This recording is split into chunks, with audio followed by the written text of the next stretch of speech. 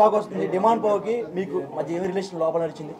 We are pure best friends and he's very genuine and I have so much of comfort zone with him and he's my best friend. ఇంకా మన college లో మన స్కూల్లో best friends ఉంటారు కదా, ఆ range best friend. అంటే మీ mummy లోపలికి వచ్చిన తర్వాత కూడా మీకు చెప్పారు జాగ్రత్తగా ఉండమ్మా, జాగ్రత్తగా ఉండు. మా మమ్మీ లోపలికి వచ్చి జాగ్రత్తగా ఉండు అదేం కదా, గేమ్ బాగా ఆడు అని చెప్పారు.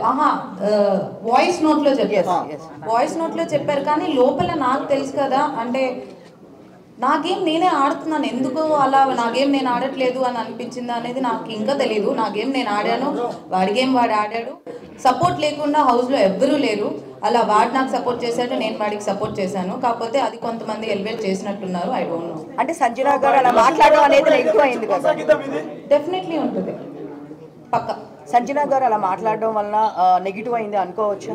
అంటే మీరిద్దరు కలిసి ఇట్లా మాట్లాడుకోవడం అందరికి మేము చూడలేకపోతున్నాము, డిస్టర్బెన్స్గా ఉంది, ఇలా మాట్లాడారు కదా సంజన గారు.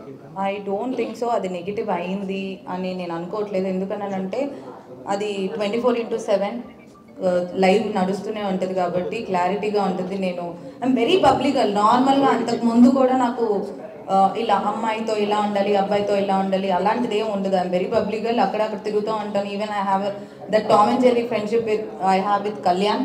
మళ్ళీ ఇమాన్యుల్తో కూడా నేను అంతే క్లోజ్గా ఉంటాను, అలానే తిరుగుకుంటూ ఉంటాను. మేము నైట్ కూడా మేము అలానే మాట్లాడుతూ ఉంటాం. అదిరా గేమ్, ఇది గేమ్, ఇది గేమ్, అది గేమ్ అనుకుంటూ మాట్లాడుకుంటూ ఉంటాం.